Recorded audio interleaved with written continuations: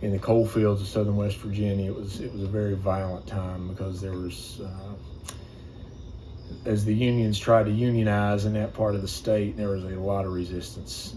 They were squashed a lot, and I don't know what was going on with union stuff up here, but I'm sure Ohio has seen its share of union struggles as well. So the state police in West Virginia were formed specifically to be a tool of the coal operators to make sure that miners didn't unionize.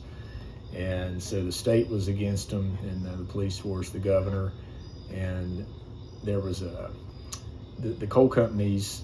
There was a thing called the Paint Creek Massacre. The coal companies had this armored locomotive that they would use to terrorize miners. They would ride this train into these tent camps and fire their machine guns from this armored locomotive, just to always kind of exert their influence and let the miners know who was in charge. So anytime there was some kind of uprising, it was called the Bull Moose Special, would show up. And I mean, it's just like out of some, crazy movie or something, but it was very real. So there's a series of events. There was a thing called the Paint Creek Massacre. And then, have you ever seen the movie Mate One? Have you guys ever seen that? Yeah, it's a John Sayles movie. It's a really great movie. It's really well done.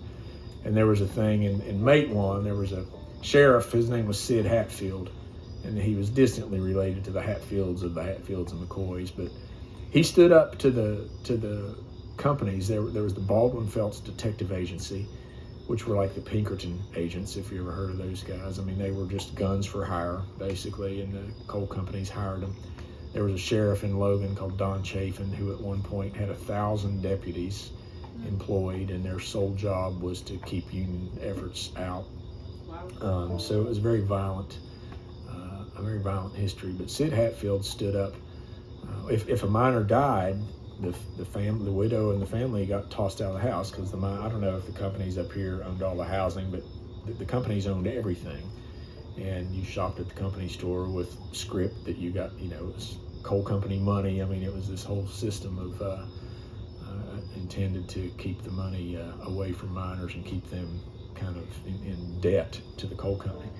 So the Baldwin Felts had come down to Mate One to evict a lot of miners' families from miners that had been killed, and Sid Hatfield wasn't going to have anything to do with it. And so there was this big shootout. And then after this shootout, he was going to the next county to stand his trial, and the remaining brothers from the Baldwin Felts agency gunned him down on the courthouse. I mean, it's crazy history. And then they were going to march to Logan and hang Don Chafin. That was their goal. And so this was about a 10-year period. So it's kind of a complicated song, but there's a lot of stuff in there. If you're a student of labor history, there's a lot of stuff to go read. So this song was written kind of from the perspective of just getting ready to go do what we had to do. And what's not present in it is the women's perspective, because they were very instrumental in this fight as well. And I've been trying to figure out that song. So it's not in this one. So it's not that I'm not thinking about it. It's just not in this particular song.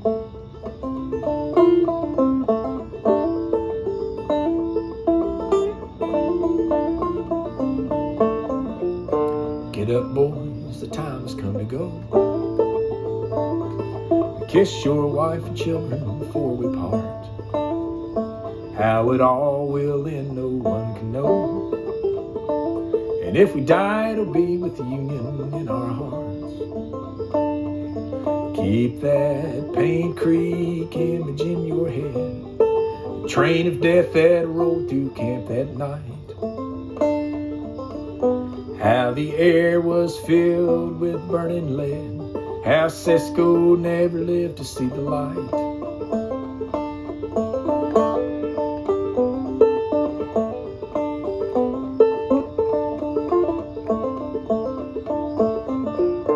Get up, boys, the time has come to go. Kiss your wife and children before we part.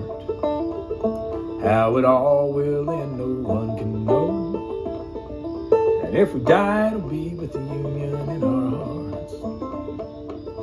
Don't forget the way the Baldwin Felts tossed those miners out way down on Tug.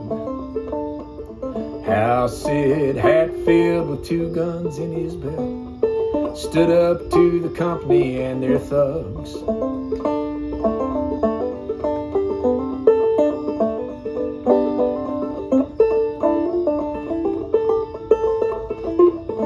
Get up, boys, the time has come to go.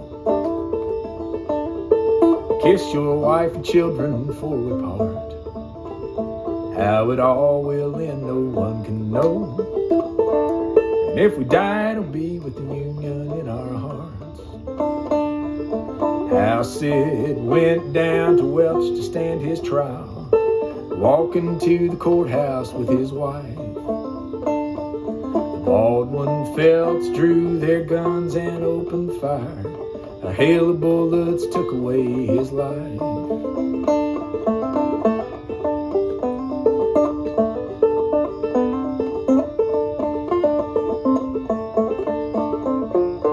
Get up, boys, the time has come to go.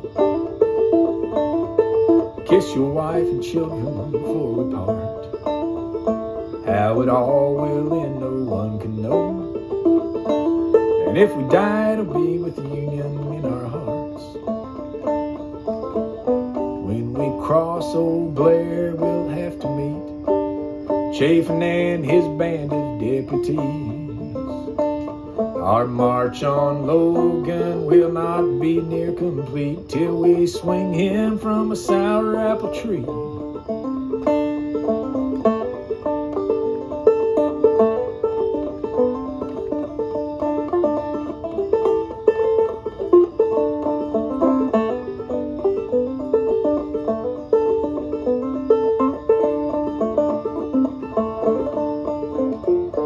Get up, boys, the time's come to go.